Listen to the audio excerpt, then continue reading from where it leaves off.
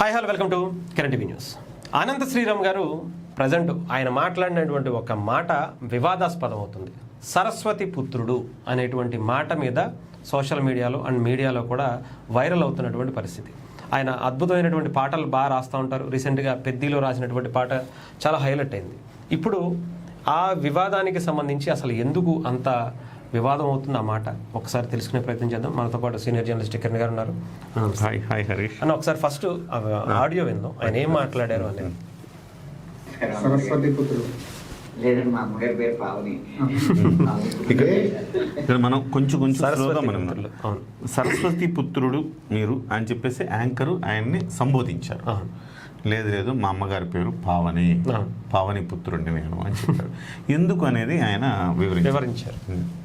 అక్షరాన్ని అద్భుతంగా వాడే ఆ ప్రతిభ ఉన్న వాళ్ళు అందరూ సరస్వతి పుత్రులు. అంటే సారస్వతం అనేది చాలా పెద్దదండి. వేదాలతో మొదలుపెట్టి ఇప్పుడు వచ్చిన ఆధునిక కవిత్వం వరకు కూడా ఆ సారస్వతం మొత్తం అవగాహన చేసుకుని దానికి మించి ఇక్కడ ఒక్కసారి అంటే సరస్వతం అంటే చాలా పెద్ద మాట. అది దానికి నాకు అర్హత లేదు అనేది ఆయన చెప్పదలుచుకున్నారు. గతంలో వేదాలు అవన్నీ ఔపోసన పట్టుండాలి. అక్కడి నుంచి ఇవాళ ఆధునిక కవిత్వం దాకా మనకి వచ్చి ఉండాలి. అప్పుడే సరస్వతి పుత్రుడు అనొచ్చు. కానీ ఒక నాలుగు పాటలకి రాసేసి 4 మాటలు రాసేస్తే సరస్వతి పుత్రుడు అనే కూడదు కదా అనేది ఆయన ఉద్దేశం.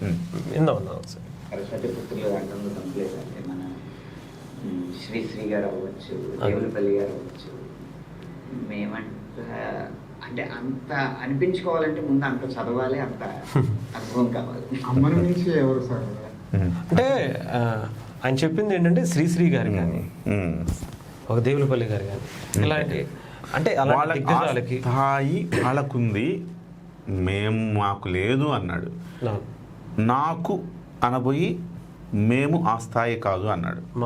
ఇది సహజంగానే ఆపాదించుకుంటున్నారు. ఎందుకు అంటే ఓపెన్గానే మనం మాట్లాడదాం, బయట మనం కూడా మళ్ళీ ఏదో అన్యమనస్కంగా మాట్లాడితే మన ప్రేక్షకులకు అర్థం కాదు. కాబట్టి రామజోగయ్య శాస్త్రి గారిని సహజంగానే సరస్వతి పుత్రుడు అని ఆయనకి బిరుదును సహజంగానే ఇచ్చి చెప్తా ఉంటారు. యాంకర్ కూడా ఏమన్నారు, మీకు విద్వత్తు ఉన్నది, సహజంగా విద్వత్తు కలిగిన వాళ్ళని సరస్వతి పుత్రుడు అంటారు కదా అంటే ఈ విద్వత్తు సరిపోదు, దానికి సరిపోదు. ఇందులో మేము కాదు, వాళ్ళు గొప్పవాళ్ళు, శ్రీశ్రీ కావచ్చు, దేవులపల్లి కృష్ణశాస్త్రి గారు కావచ్చు, వాళ్ళకుంది టాలెంట్, మాకు లేదు అనే మాటని వీళ్ళు ఏం చేసుకున్నారంటే రామజోగయ్య శాస్త్రి అన్యాపదేశంగా రామజోగయ్య శాస్త్రి అన్నారు.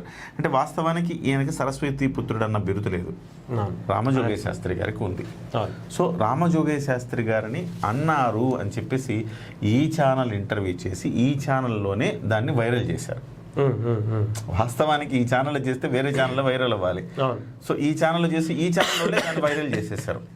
విచిత్రంగా ఉంటుంది. ఇట్లా ఆయన ఏదో ఇంటర్వ్యూ ఇస్తే ఆ ఇంటర్వ్యూని తీసుకొని ఈ రకంగా చిలువలు పలువలు చేశారు. అయితే నేనేమంటున్నానంటే సో ఎందుకు అందులో తప్పేమన్నారు ఆయన మేమంటే రామజోగయ్య శాస్త్రి గారు సరస్వతి పుత్రుడు అవునా కాదా అనే చర్చ జోలికి ఆయన వెళ్ళలేదు, ఆ పేరు కూడా ఎత్తలేదు, కనీసం ఆయన అడగలేదు, ఈయన చెప్పలేదు. ఆయన సహజంగా మాట్లాడుతూ అది వినమ్రత, హంబుల్నెస్, లేకపోతే డౌన్ టు ఎర్త్. మేము హరీష్ నువ్వు చాలా గొప్పోడు, మెగాస్టార్ అందరూ ఆయనతో మమ్మల్ని ఎందుకు పోలుస్తారండి, నేను చాలా చిన్నవాడిని, మెగాస్టార్ అంటే మీరు ఇంకా రామోజీరావు లాంటి వాళ్ళు లేకపోతే రాధాకృష్ణ లాంటి ఈ మీడియా రంగంలో వాళ్ళు అన్నారనుకో. అనిన తర్వాత ఇవాళ కిరణ్ కించపరిచినట్ట, మూర్తి గారిని కించపరిచినట్ట, వెంకటకృష్ణని కించపరిచినట్టే. సో వాళ్ళు అన్నారు మేము కాదు అంటే ఇక మిగతా వాళ్ళందరినీ కించపరిచినట్టు అనుకుంటే ఎట్లా? అది అంటే మన ఇష్టం వచ్చినట్టు మనం తీసేసుకొని ఈయన ఏదో వివాదం ఆయన కామెంట్ చేసాడని అంటే తప్పు కదా అది. సో అనంత శ్రీరాము అద్భుతమైన పెన్ పవర్. నిజంగా చెప్పాలంటే రై రై రారా అనే పాట, ఆ పాట మ్యూజిక్ హోర్లో చాలా మందికి అర్థం కాలేదేమో అని నేను ఇప్పటికీ అనుకుంటున్నా. అద్భుతమైన పాట రాశారు ఆయన. రై రై రారా సాంగ్లో అసలుకి సలసల రక్తం మరిగిపోతుంది, అట్లా రాశాడు ఆయన ఆ పాట. నిన్నటికి రేపటికి తేడా లేకపోతే ఈరోజు ఏం పీకావని, నిన్నటిలాగే రేపు కూడా ఉందంటే ఈరోజు ఏం పీకావని, నీ అయ్య వడ్డీ నీ కొడుకు కడితే నువ్వేం పొడిచావని, అవును. తలలో మొండెంలో తల దించేట్టయితే మొలతాడు ఎందుకు తీసేసే, రక్తం మార్చుకురా, రక్తం మార్చుకొని అంటే నీ వల్ల కాదు అని చెప్పి పౌరుషం లేదు, రక్తం మరిగించే సాంగ్స్ రాశాడు ఆయన. నువ్వు 25 పాత పడిపోకురోయ్, ఇరుక్కుపోకు, నిన్ను నువ్వు తగ్గించుకోకు, 25 నువ్వు పాత పడిపోకుంటే అతను రాసిన లిరిక్ అద్భుతమైన లిరిక్. నిజంగా ఇప్పుడు శ్రీశ్రీ గారు రాసిన ఆ సాంగ్కి దీనికి అనిపించదు అస్సలు. అంటే శ్రీశ్రీ గారు రాస్తారు కదా, సందులలో నీది ఒక బతికేనా, సందులలో కుక్కల వెళ్ళ అంటారు కదా, ఒక ఇన్స్పిరేషన్ గా అనిపిస్తుంది. అట్లాంటి పాట రాశాడినా ఇవాల్టి రోజుల్లో దీని గురించి చర్చించండి అంతే కదా, యువతను మేల్కొల్పండి, దీని గురించి చర్చించండి.